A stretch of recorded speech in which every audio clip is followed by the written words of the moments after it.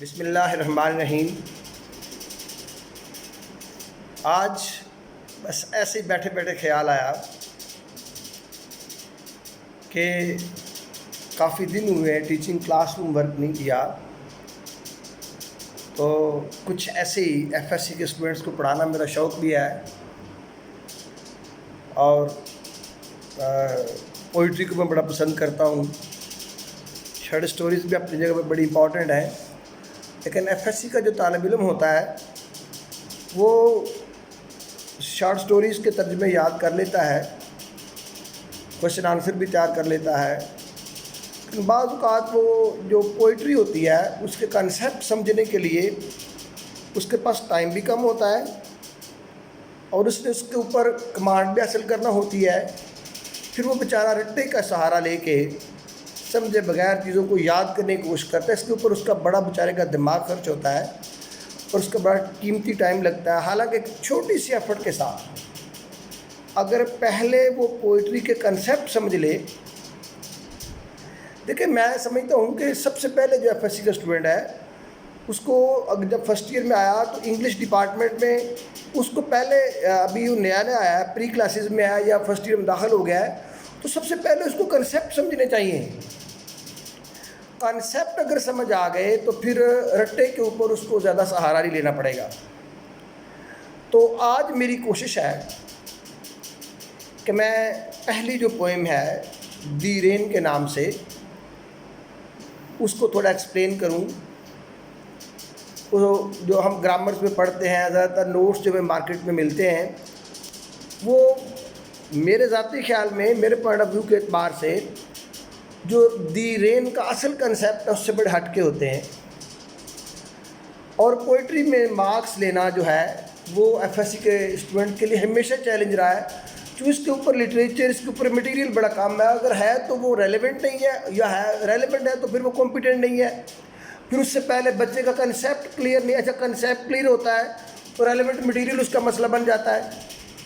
तो मेरी कोशिश है कि आज के इस लेक्चर में जो दी रेन का कंसेप्ट है, इसके अंदर जो फिगर ऑफ स्पीच यूज़ हुए हैं या इसका जो थीम है, ये जो राइटर जो कहना चाहता है वो आज किसी न किसी तरीके से जो है वो मैं आप तक पहुंचा दूं। और नेक्स्ट लेक्चर के अंदर हम इसके जो एग्जामिनेशन पॉइंट ऑफ व्यू से जो पोइट्री पढ़ते हैं, इसके मार्क्स कितने हैं और इसकी अहमियत क्या है आपके एकेडमिक्स के अंदर, उसको अगले लेक्चर में हम डिस्कस करेंगे। आज का लेक्चर जो लिमिटेड है वो रेन का दी रेन का कंसेप्ट समझने के लिए है। देखें, सबसे पहले आप इसका नाम देखेंगे तो दी रेन जो है वो लिखी है विलियम डेविस ने। अच्छा, विलियम डेविस को जानना थोड़ा सा ज़रूरी है पोएम के लिए। अच्छा, ये अक्सर नेचर के जो होता है ना, फितरत, इसको रिलेट करता है सोशल कंसेप्ट के साथ। ये इसका स्टाइल ही ऐसा है कि इसने हमेशा फितरत के नासर में कोई सीन लेना है, उसको थोड़ा बहुत एज ए नेचुरल भी इंजॉय करवाता है, लेकिन वो फटाफट उसको सोशल रियलिटी से रिलेट करता है। यानी यूँ कह लें, इसकी पोइट्री को अगर बच्चा पढ़ेगा तो वो भी अपनी जगह पे इंजॉय कर सकता है, इसके रिदम को, इसकी ब्यूटी को। अच्छा, अगर इसमें से आप कंसेप्ट निकालना चाहेंगे, इसमें से गहराई मीनिंग्स निकालना चाहेंगे और इसके सिंबलिज्म में जाएंगे, इसके आप कनोटेशंस में जाएंगे और इसको आप डीपर मीनिंग में जाएंगे तो फिर भी आपको बड़ा कुछ मिलेगा। तो इस तरह के शायर बड़े कम होते हैं। तो विलियम डेविस जो हैं ये बड़े मॉडर्न और बड़े एक नाम है इनका शायरी में। कोई भी मेरा लिटरेचर इस वक्त कोई भी सिलेबस बने तो इनकी पोइट्री के बगैर कभी कोई सिलेबस इंटर लेवल पे हो, चाहे ग्रेजुएशन लेवल पे हो और चाहे मास्टर लेवल पे, अगर पोइट्री है तो विलियम डेविस को उसको शामिल किया जाता है, क्योंकि इसके कंसेप्ट जो हैं वो मॉडर्न सोशल रियलिटीज़ के साथ बड़े लिंक्ड हैं। अच्छा, बहरहाल ये बड़ी मुख्तसर सी बात, ये ज़रूरी होता है कोई पोएम शुरू करने से पहले उस राइटर के मजाज को जानना जो है वो पोएम से भी ज़्यादा ज़रूरी होता है। तो अब हम दी रेन की तरफ आते हैं। आप मेहरबानी तलबा को, जो लोग ये लेक्चर सुन रहे हैं, वो दी रेन का टेक्स्ट खोल लें। स्टूडेंट्स जो हैं, अगर उनके पास बुक है तो वो उस बुक को खोल लें। मैं बस इसको रीड करता जाता हूँ। इसका सबसे पहला जो वर्स है दी रेन, अच्छा सबसे पहले इसका नाम है दी रेन। दी रेन देखिए, जब दी साथ लग गया, जब रेन दी रेन बनी, तो दी रेन बनने के बाद ये आम रेन नहीं रह गई। आपको पता है, जब साथ उसके डेफिनेट आर्टिकल लग गया, जब दी लग गया, तो फिर रेन जो है ये मखसूस रेन हो गई, यानी कि ये कोई आम बारिश नहीं है। इसका मतलब है इस बारिश के कोई और मीनिंग लाजमी तौर पर राइटर लेगा। आप मेंटली रेडी हो जाएं कि ये जो रेन है ना, ये कोई आम रेन नहीं है। अच्छा, ये रेन जो है ये रहमत की बारिश है, यह जुल्म और नाइंसाफ़ी की बारिश है, ये रहमत की बारिश है, ये बारिश अजाब को शो कर रही है या रहमत को शो कर रही है। ये हम पोइट्री का जब टेक्स्ट पढ़ेंगे तो हमें फिर क्लियर होगा। अच्छा, सबसे पहला जो शेर है, I hear leaves drinking rain. आप, उम्मीद है कि आपने टेक्स्ट खोल ली होगी, तो हम इसको अब डिस्कस करते जाते हैं, इसके कंसेप्ट को।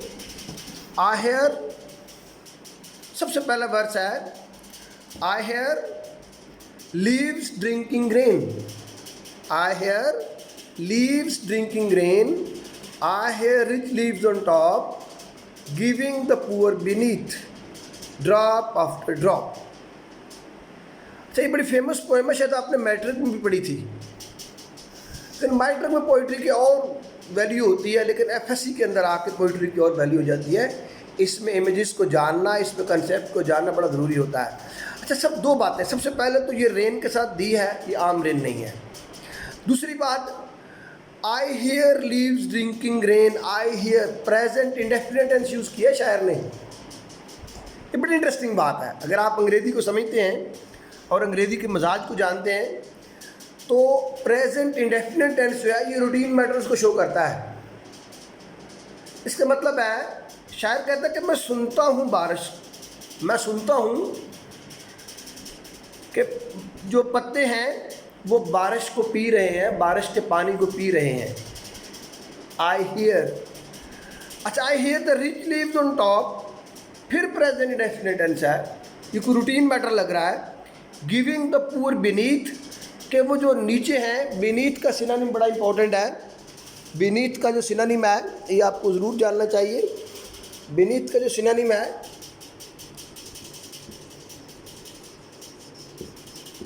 बीनीथ को आप बिलो भी लिख सकते हैं, और आप इसका सिनोनिम जो है वो अंडर भी लिख सकते हैं। इसका बीनीथ का सिनोनिम बड़ा इंपॉर्टेंट है। आपने सिनोनिम जो होता है ना, देखिए मैं अक्सर कहता हूँ एफएससी को पढ़ाते हुए कि देखो, सिनोनिम को लिखना अपनी आदत बना लो। सिनोनिम मतलब ऐसे ही हर वर्ड का इजी इंग्लिश, हर वर्ड की इजी इंग्लिश, आप कभी नाकाम नहीं होंगे। बस एक आदत बना लो, हर वर्ड की इजी इंग्लिश, हर वर्ड की इजी इंग्लिश। बस ये पोइट्री हो, प्रोज हो, स्टोरीज़ पढ़ रहे हो, प्ले पढ़ रहे हो, हर वर्ड की इजी इंग्लिश जानना अपना मजाज बना लें। आपको ना कभी इसमें एनुअल में मसला बनेगा, ना आपको एंट्री में मसला बनेगा। तो हमेशा कोशिश करें कि जो मीनिंग है वर्ड्स के, ये अपने मजाज में ले आएँ। अच्छा, I hear leaves drinking rain, I hear rich leaves on top, giving the poor beneath. I hear the rich leaves on top, giving the poor beneath, drop after drop। beneath का synonym हमने discuss कर लिया है। अच्छा, एक एक कहता है जो ऊपर वाले अमीर पत्ते हैं ना, वो निचले वाले गरीब पत्तों को आहिस्ता आहिस्ता करके, एक एक कतरा करके पहुंचा रहे हैं। अच्छा, एक और आपने देखा है कि जब पहला फिक्रा था ना, I hear the leaves drinking rain, तो रेन के बाद जो है ना सेमी कॉलन का इस्तेमाल किया। आप अगर देखेंगे तो ऐसे एक सेमी कॉलन टाइप चीज़ होगी, आपको ये सेमी कॉलन नज़र आएगा पहली लाइन के बाद। सेमी कॉलन जो होता है ये कब यूज़ किया जाता है? सेमी कॉलन हमेशा उस वक्त यूज़ होता है, आप जानते हैं माशाल्लाह, कि जब एक फ़िक्रे ने दूसरे फ़िक्रे पे जाकर डिपेंड करना हो, जब फ़िक्रे का आपस में लिंक हो, और जब इंडिपेंडेंट क्लासेस ने एक दूसरे के ऊपर डिपेंड करना हो।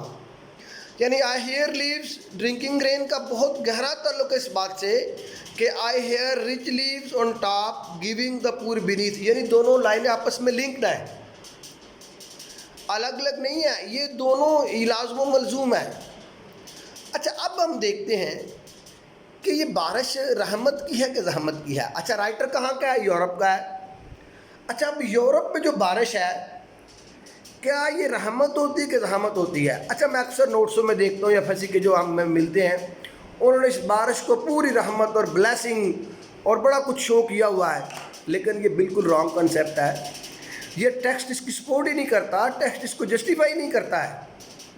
देखिए, I hear leaves drinking rain, I hear rich leaves on top giving the poor beneath. ये कोई अच्छा सीन नहीं है कि ऊपर वाले पत्तों जो है। अच्छा, बारिश जब हो रही है, अच्छा बारिश का एक बड़ा होता है कि जब भी बारिश होती है ना, तो बारिश हमेशा, ये देखें, ये दरख्त है, इस दरख्त के जो बारिश है ना ऊपर से बरसनी है। नेचुरल है कि दरख्त के बारिश जो है वो ऊपर से आएगी, इट इज़ वेरी नेचुरल। अच्छा, बारिश जब ऊपर वाले पत्तों को जो है ना ये ज़्यादा देगी, और ये नेचुरल भी है। अगर आप यहाँ खड़े हुए कहीं बारिश के इन बातों को सुन भी रहे हैं, यहाँ कोई पर्सनैलिटी खड़ी हुई है और वो जनाब ये आप अक्सर अगर कभी दरख्त के नीचे खड़े हों तो आपको एक टिक टिक की आवाज़ आती है। बड़ा नेचुरल सीन विलियम डेविस ने पेश किया है, ये बड़ा बहुत ही नेचुरल है। अच्छा, बहरहाल ये नेचुरल, ये सच्ची बात है कि ऊपर वाले पत्ते ज़्यादा एंजॉय करते हैं, निचले वाले पत्तों को कम मिलता है। अच्छा, फितरत का ये जो भी रूप है ना, ये इंसाफ को शो नहीं कर रहा, ये रहमत को शो नहीं कर रहा है। ये सच्ची बात है, टेक्स्ट भी जस्टिफाई करेगा। देखिए, जो बारिश है ना, ये कोई रहमत की नहीं है, इसमें दो बातें हैं। यूरोप में आम तौर पे जो बारिश है ना, वो इतना रहमत को शो भी नहीं करती, आप भी जानते हैं इस बात को। अच्छा, दूसरी बात है कि ये बारिश वजह बन रही है बेइंसाफ़ी की, कि ऊपर वाला जो तबका है, ऊपर वाले जो पत्ते हैं, ये ज़्यादा एंजॉय कर रहे हैं, और वो जो निचले वाले पत्ते हैं ये जो है कम एंजॉय कर रहे हैं। आप देख रहे हैं, ऊपर वाले पत्ते ज़्यादा एंजॉय कर रहे हैं और निचले वाले जो पत्ते हैं इनको कम आ रहा है। अच्छा, अगर आप, अच्छा अब देखना ये है कि सबसे पहले इसमें एक कंसेप्ट, सबसे पहला कंसेप्ट क्या है? सबसे पहला कंसेप्ट ये है कि बारिश जो है ये इस्तेहसाली एक्सप्लॉइटिंग फोर्सेस को सिंबल है, कि ऊपर वाले जो टॉप के लोग हैं जो इस्लामाबाद में बैठे हुए हैं वो सारे सोर्सेज को एंजॉय कर रहे हैं, और जो बच जाता है वो फैसलाबाद या लाहौर के वो गांव को छोटा मोटा मतलब वो उनको कतरा मतलब दे भेजते हैं कि वो कोई कच्ची पक्की नालियाँ बना लें। नेचुरली एक यानी कि जो सोर्सेज है ऊपर वाला तबका फुल इंजॉय करता है और उसके बाद वो ट्रिकल डाउन कर देता है नीचे तबके को। तो इसका एक जो कंसेप्ट जो उसने एक इमेज के अंदर एक सिंबल रखा कि जो ये बारिश है ये जो अनइक्वल, यानी जहाँ पर इक्वलिटी नहीं है, यानी मुसावात नहीं माशरे के अंदर, बारिश बेसिकली इनजस्टिस और इनइक्वलिटी को माशरे में शो कर रही है, और ये बात बिल्कुल समझ में भी आती है।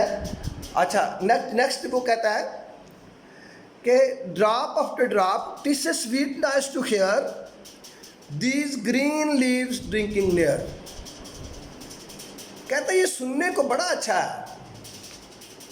आप कभी उसके नीचे खड़े हो ना, कभी ये आप कभी एक छोटे से आप इसके नीचे खड़े हैं तो आपको थोड़ा आप महसूस भी करेंगे, ठीक है, कि यार ये मतलब इस तरह की म्यूज़िक है, एक नेचुरल म्यूज़िक है, टिक टिक का आप इसको एंजॉय करते हैं। यानी यूँ कह लें कि दुनिया देखने को बड़ी भली लगती है, दुनिया का जो कारखाना है इसमें बड़ी लज्जत है, देखने को ये बड़ी अच्छी है, लेकिन अगर जब इसमें आप इनसाइड जाते हैं ना, कहते हैं it's a sweet nice to hear, बस ये सुनने को बड़ा अच्छा है। These green leaves drinking near, के सब्ज पत्ते जो हैं वो करीब ही पानी पी रहे हैं। अच्छा, अब अगला लास्ट एंड आ जाता है, ये बड़े लिंक्ड आपस में, बड़े इंपॉर्टेंट है। अच्छा, अब अगला जो है कंसेप्ट जो है, and when the sun shall come out. अब ये बड़ा इंपॉर्टेंट है। अच्छा, आपको पता होगा कि आम तौर पे जो विल आता है, ही शीट और वाहद नेम के साथ जो है विल आता है, लेकिन जब किसी बात पे बड़ा स्ट्रेस करना हो ना,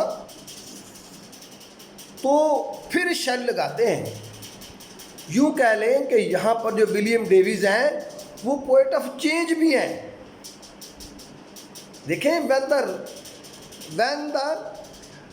the sun shall come out, जब सूरज बाहर निकलेगा, इसका मतलब है कि सूरज जो है ना ये होप को शो करता है। फ्यूचर इंडेफिनिट टेंस का इस्तेमाल किया गया है और ये मुस्तकबिल को शो करता है। अच्छा, एक और देखें, सूरज यहाँ पर अलामत रोशनी की नहीं है, सूरज यहाँ पर अलामत है बेसिकली उम्मीद की। कहते जब ये जुल्म की बारिश रुकेगी ना तो फिर उम्मीद का सूरज तुलू होगा। Sun is basically representing hope over here. देखिए, ये उम्मीद को शो करता है। And when the sun shall come out after the rain shall stop. अच्छा, ये देखिए, सूरज के निकलने के लिए बहुत ज़रूरी है कि बारिश भी थमे। बारिश नहीं थमेगी तो सूरज नहीं निकलेगा।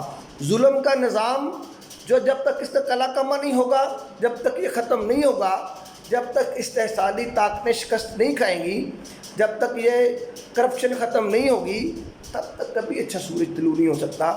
तो जुल्म की बारिश को रोकने के लिए जो है वो ज़रूरी है कि सूरज निकले। फ्यूचर देखिए, फिर फ्यूचर के अंदर उसने फ्यूचर टेंस यूज़ किया। कहता है अभी तो जुल्म है, प्रेजेंट इंडेफिनिट टेंस यूज़ करके उसने कहा जुल्म है, नाइंसाफ़ी है, ऊपर वाले खा रहे हैं, नीचे वाले तरस रहे हैं। लेकिन फ्यूचर में सूरज निकलेगा, ठीक है, जो चेंज लेके आएगा। दिस सूरज जो है ना, this sun is of hope and change. और फिर वो करेगा क्या? A wondrous light will fill each dark brown drop. फिर जो सूरज की किरणें है ना, आपने देखा होगा अगर पत्ते पे अगर कोई बारिश का कतरा पड़ा रहे ना, काफ़ी देर पड़ा रहे, तो वो जगह स्याह हो जाती है।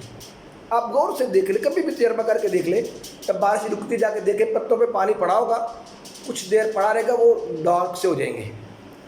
अब इसमें दो बातें हैं। जब सूरज निकलेगा तो वो शाइन करेंगे।